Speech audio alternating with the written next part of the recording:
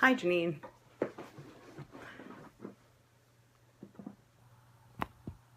Just adjusting this here. I'll get started in about a minute.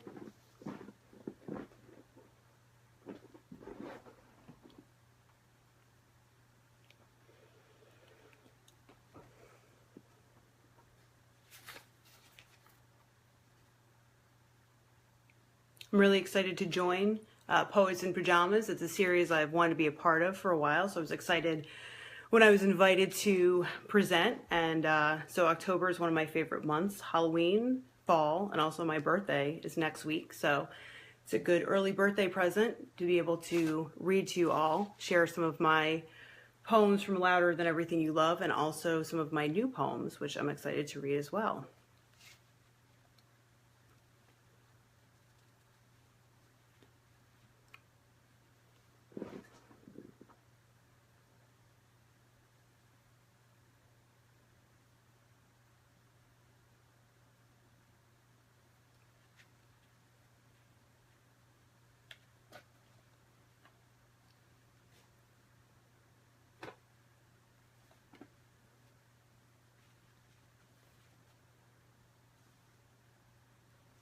All right, well, I think I'm going to get started. Again, I'm Nicole Rollender. I'm really excited to be part of the Poets in Pajamas series by Sundress. I love watching other poets, so I'm glad to be here with you.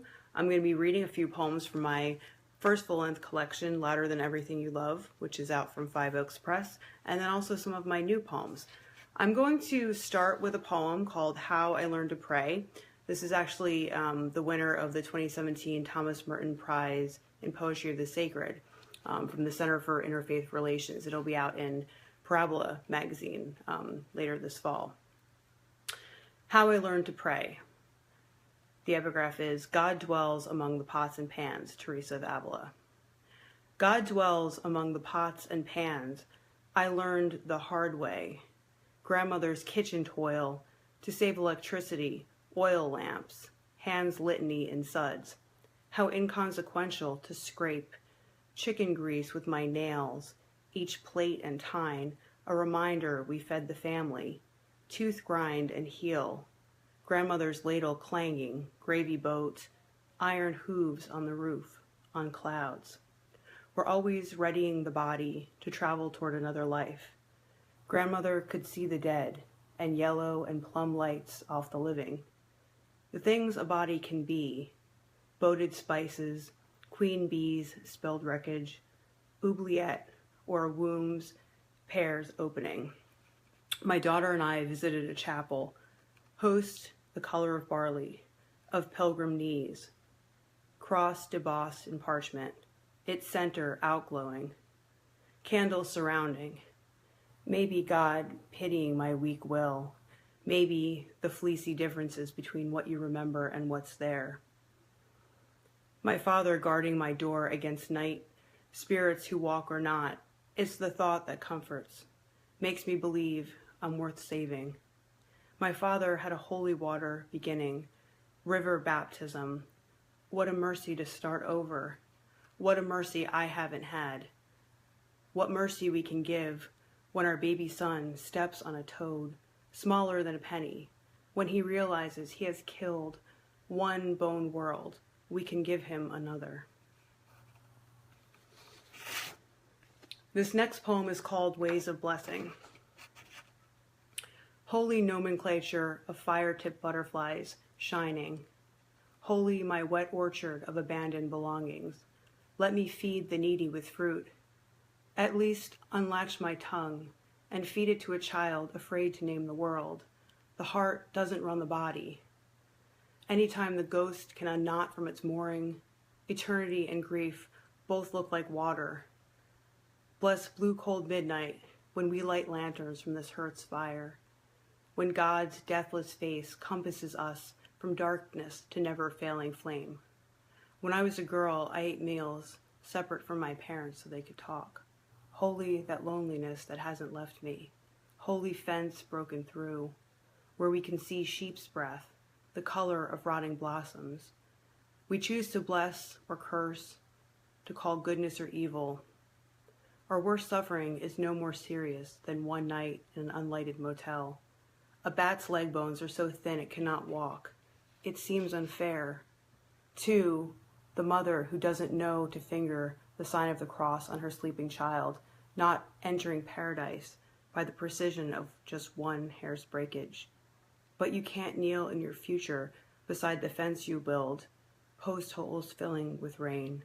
The holes I left in my mother's bones and the glow in her marrow. Bless beeswax candles at the moment of sacrifice. Bless this bed's wood, this down. Shall we have many children here? The gate to heaven where my husband cups my shoulders, where my body houses another body, so I have 2 names. I'm glad for late daylight rusting my skin, that I can still touch someone else. Open my body to a girl child, unmoor her sleep body, holy her fistfuls of wings, holy her life after mine. Next, I'm going to read you the introductory poem to Louder Than Everything You Love, called Eating Honey.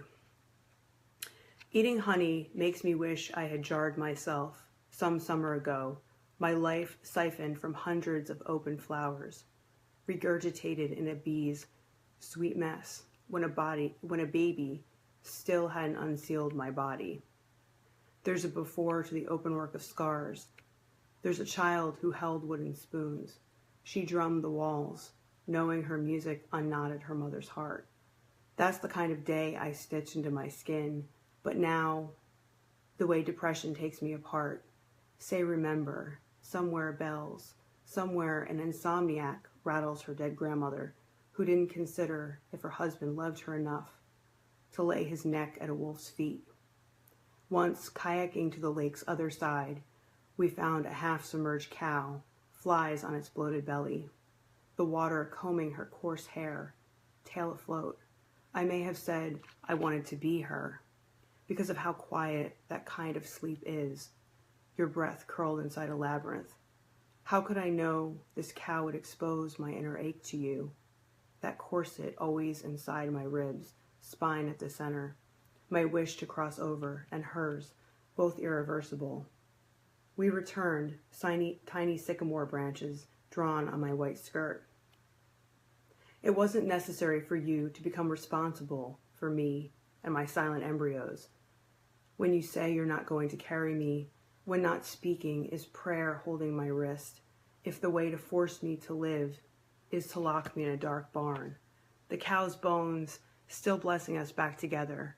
The bee that leaves busy prints up into its catacomb, bathed in hay, I'm clawing for any light.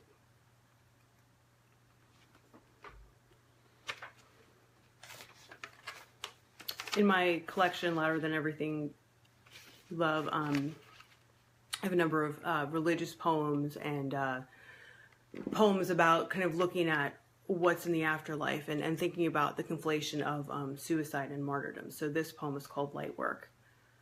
Mother doesn't eat meat on Fridays and prods me to pray to the saint of the day. Sweet fiacre shelters souls who shiver in tubs from syphilis and bone collapse, while Gertrude kisses the cheeks of men who fear mice, fingers tapping out humble songs on window panes. You can learn to unstitch people who eat secrets. Lean in. Snuffing yourself out is wrong, Mother says, but Apollonia, who cast her chaste body into flame, a holy escape from rape, after a man hammered out her teeth, entered the canon, her necklace of gold bicuspids pulls souls closer. God, once I believed in prayer bones, steady gnaws and groans, the way a collection of virgins jumped into the sea, drowning before rape, the body is failing out, to open luminous eyes into paradise. The work of light is God's burden. Light workers, a light on lit bone, now getting lost in the trees, except for bone light, guiding bitten skin, wounded wings, light in cups. The saints go searching, lit torches, fireflies, buckets of stars, night songs, bones light. My skull eats firelight at last. Mother, I'm hiding. I don't come home. I have a series of psalms in my book, And so this one is called Psalm to be Read While My Daughter's Tooth is About to Fall Out. Her ribs that knitted together in me hum, bones, you always outlive us. In Pompeii, a child is mid-leap on his mother's lap when the pyroclastic surge hits. My daughter's hands and feet curl as I wiggle her baby tooth with a hairpin. The mother's contorted death posture isn't a portrait of long agony, but a second of light and ash, then unending afterlife. These ancient cracked pelvises begin again among dogs' jawbones and horse femurs. Yes, my daughter gashed me open. As if born and yowling, she became one of God's prophecies. Now I must be kind. Gently free her first loose baby tooth. The dead child's toes curled in a cadaveric spasm. His neck turned so he forever looks to the window. Inside his ash shell, a void. I want to hold this child in the museum like my own. There's a canary crying down there. My left hand sends a plumb into my daughter's depths, a bird that may be removed with forceps. Her hands grip my wrist. Darling, someday she will know this is love, this extracting. This is the kind of heart I know, my fear of dying so deep in her, for she has dominion over me, though my dreams created her teeth.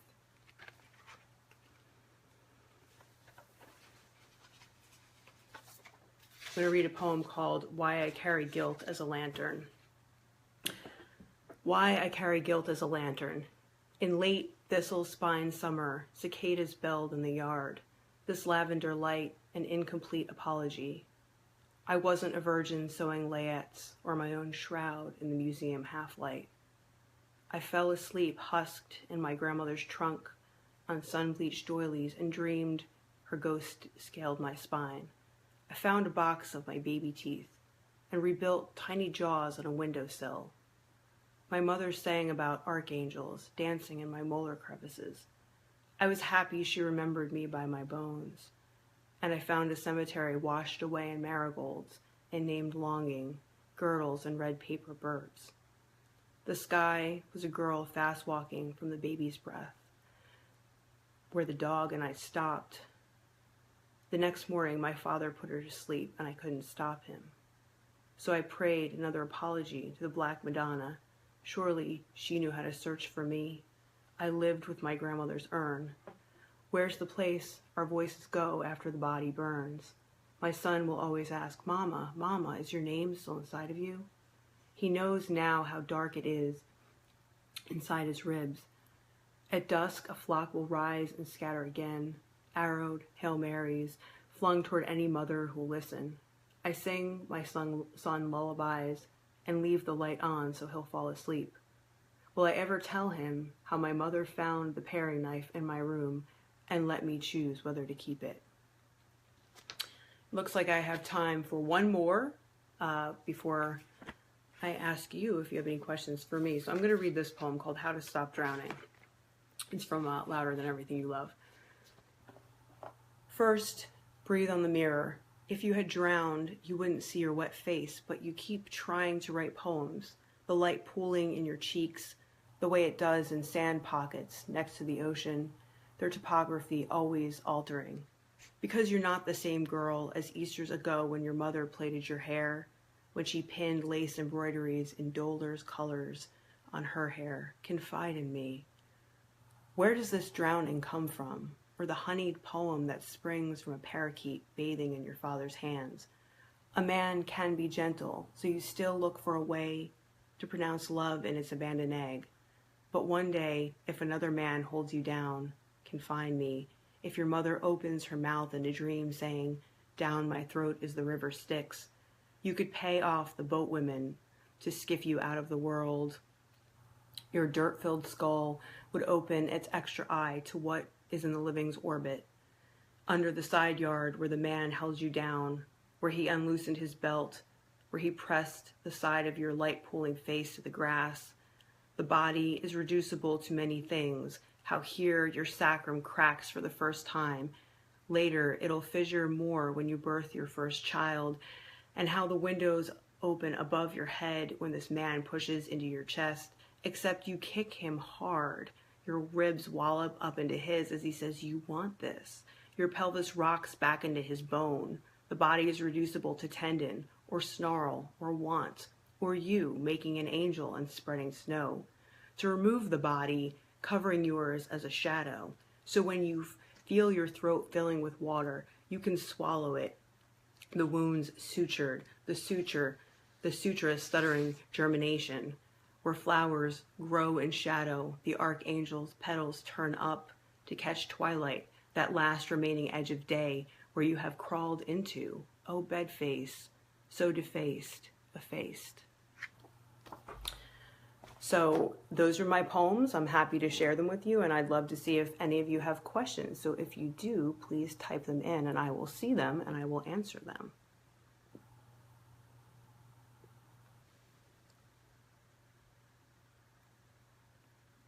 I see some likes floating across the screen, so that's cool. So hopefully you have a comment or question so I can answer something for you.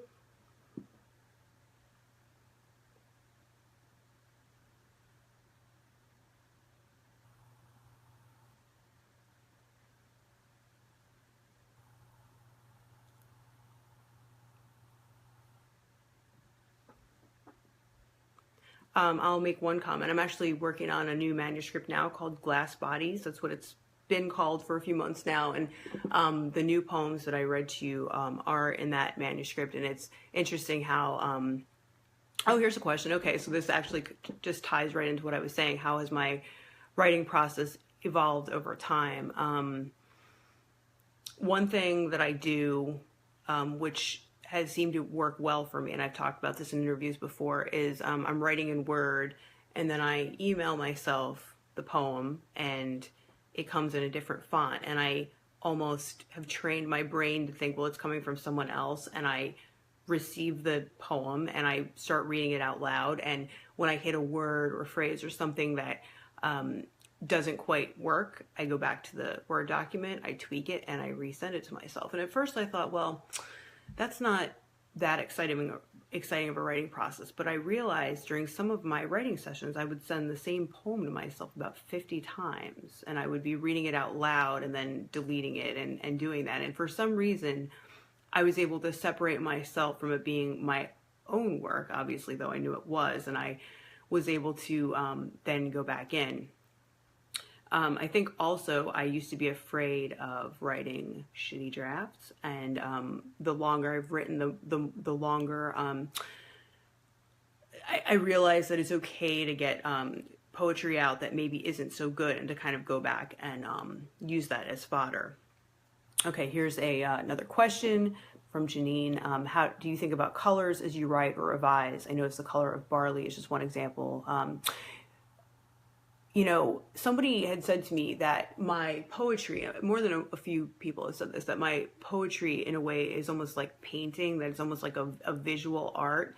And I have noticed that I have this propensity for just layering and layering images and just building up an image and just wanting to get every detail and kind of making it into this rendering in words. So I do have a sense, I do art as well, and so I think that maybe there's this meshing of the words and the way of seeing the world as a painting or a photograph. So I think that that's why that sort of thing comes into my writing so clearly.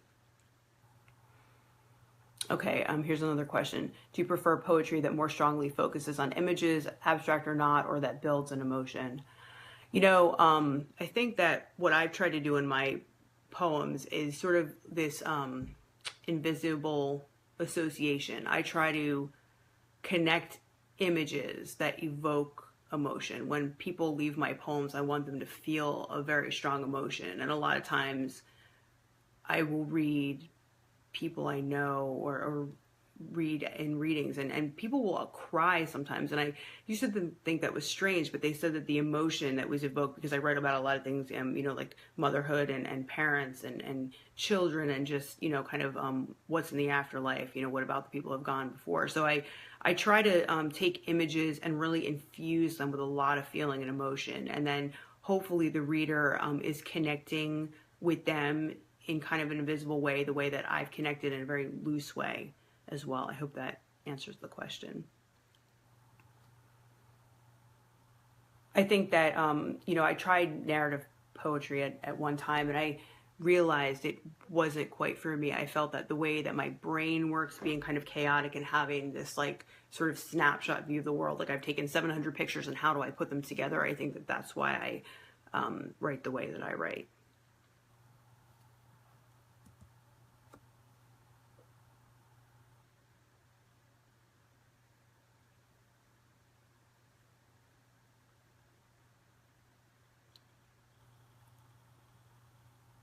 Any other questions?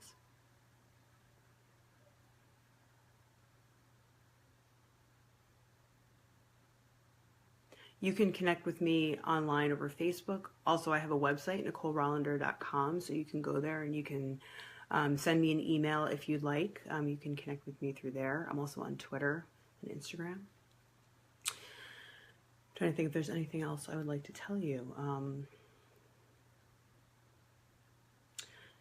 Yeah, I think one last thing that I would leave you with is I was reading poets talk about their obsessions, and I realized that, you know, when we're early poets, we have, you know, we might use the same words over and over in a poem, like bird or bone or light or whatever. And, you know, as we get more into our careers and we figure out what our subject matter is, we start having obsessions and we learn how to control them. And I think the ones that you know, the closest ones to me are motherhood, you know, being creatrix of children, the search for God. What does that mean?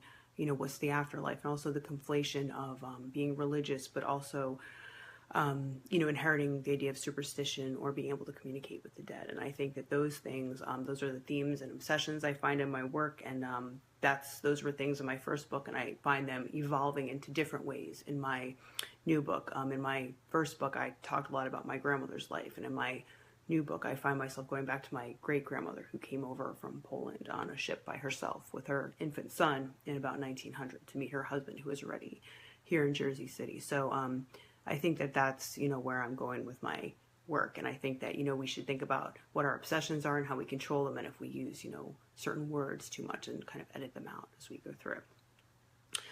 Well, I think that is it for the questions. So thank you all so much for joining me, and thank you to Sundress for including me in this fantastic Poets in Pajamas series. Have a good night, everybody.